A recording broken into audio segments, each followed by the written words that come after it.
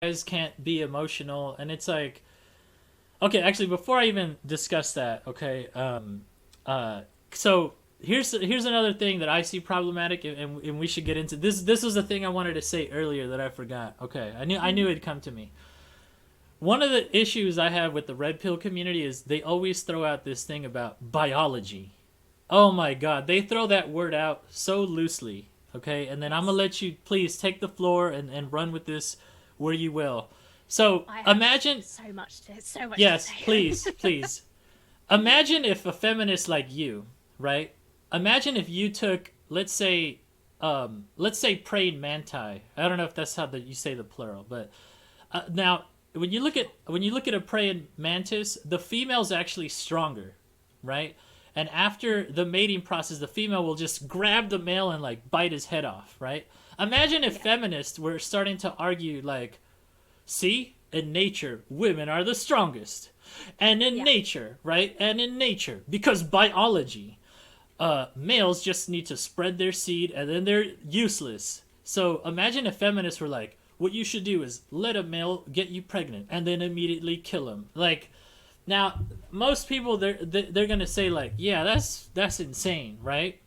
But are they not making the same arguments when they start classifying everybody? They view everybody through this lens of like the alpha, the beta. Like, they sound like not the it's alpha. like I'm not a pack animal. Do not refer to me as alpha beta anybody, please. I'm not a pack animal. Period. Point blank. But go ahead, Emma. Take the floor.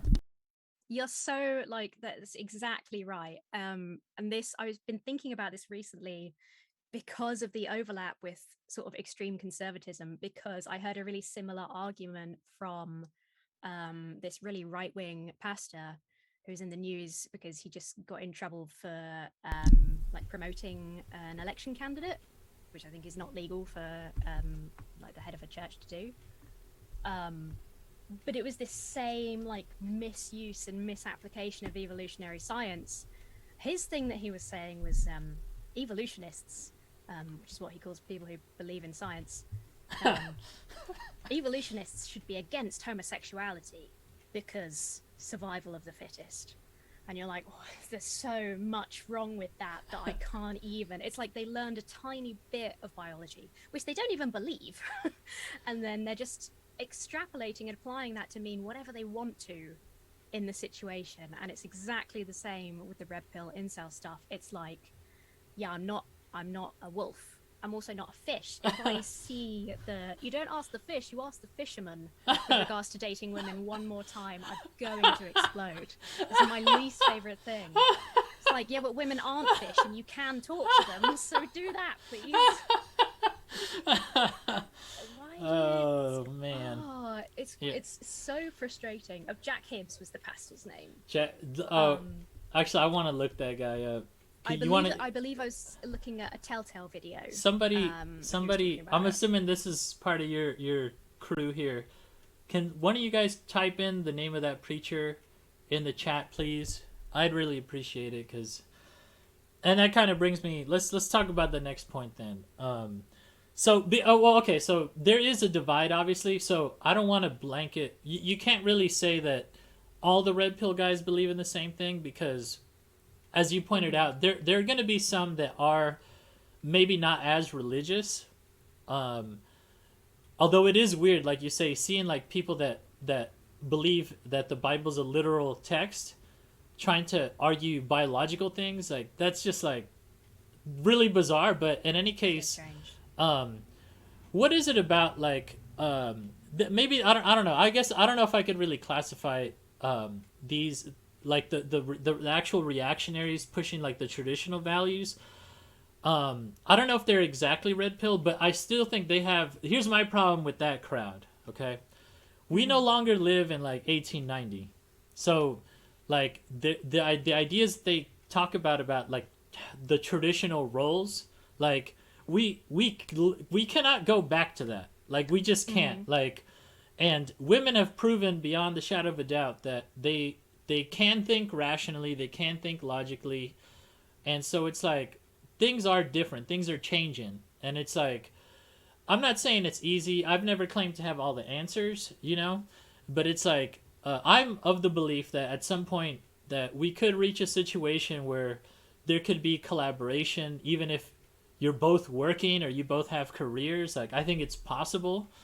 Hmm. Um, but the thing about it is like when I hear some of these right wingers talk, or even like some of the women that you've talked about, like that professor that says that, Nancy Pearcey. yeah, Nancy Mm. Pearcey. Okay, like the natural consequence of what they're talking about, like that women should just stay in the kitchen or whatever, would be to me a total utter disaster. Okay, and Yeah, of I course. want to mention one thing about history, um, because these guys always romanticize the past, and even when women, generally speaking, had more traditional roles, in a time of crisis, a lot of BS theories fall apart. So, for example, during World War II, when we needed the building of war airplanes in America to defeat the Nazis, Hmm. guess who built the war airplanes?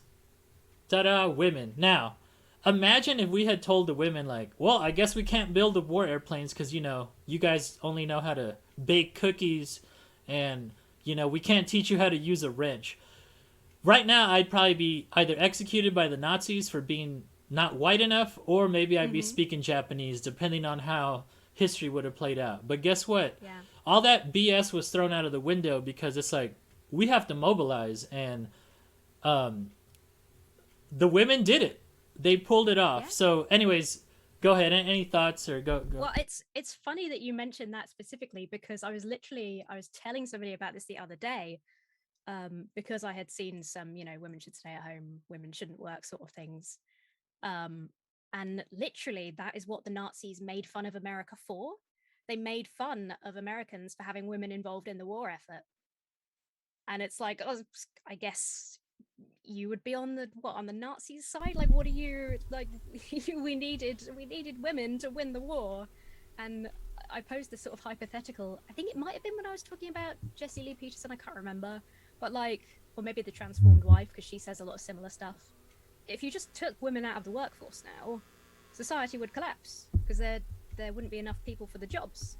And the other thing is, I this I was kind of suggesting with the transformed wife, we should, if she wants women to stay at home, we should be fighting together for better wages because at the moment in most places a single income isn't enough to support a family. So it's all very well saying, oh, we should do this and that, but we can't. And like you say, society has changed. Society has always changed. And I can't think of any good like sociology books now, but I've definitely read in some places recently. I have to go and do some research afterwards.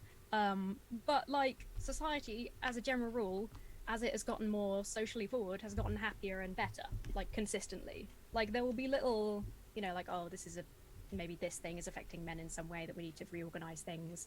But in general, when things change, they improve. You just wouldn't want to go back. If you went back to realistically how things were in the past, however much you've romanticized it, it just wouldn't be good for anyone. That's right. It doesn't. It's you can't turn the clock back, and I don't know. I'm convinced that you probably wouldn't now. Um, I don't know. It's definitely a complex thing. Like they might like there are still going to be remnants of the old society, so to speak. Mm-hmm. Um, but you still have to adapt to the fact that okay, things are changing, and feminine to me. Here's the thing: like actual feminist, a lot of the stuff that they say actually benefits the average guy. So let me Yeah. explain. So for me, for example, I'm not a rich guy, unless one day maybe I blow up on Twitch, which is probably not going to happen because my takes range from neutral to like very political, probably getting people upset. People are probably gonna hate on me the fact that I invited you on here, but it is what it is. All right. But it's okay. But I respect you. So I don't care. But for an average guy like me, okay, here's the thing: is like, I don't mind if a woman works, let's say part time. Like if she helped me pay some of the bills, I'm not asking her to pay everything. But if she wanted Mm-hmm. to work, I'm not gonna be like, stay home, woman. You're on. You know what I mean? Like Yeah. how like how delusional do you have to be to think that like okay, slavery's over for anybody. You know, like that's the way they talk. The way they're talking about women, it's like they have, like, as some of them have said, you gotta have your foot on their neck, and it's like, whoa, that's like, I can't, I just don't get it. It's, to me, it's like, are they really trying to create what is it, Gilead? What is it? From The The Handmaid's Tale, yeah. Gilead. Yeah. All right, so what was I? Okay, so sorry, I wanted to talk a little bit though about the religious crowd though. Mm-hmm. What, like, I know like you take up a lot of issue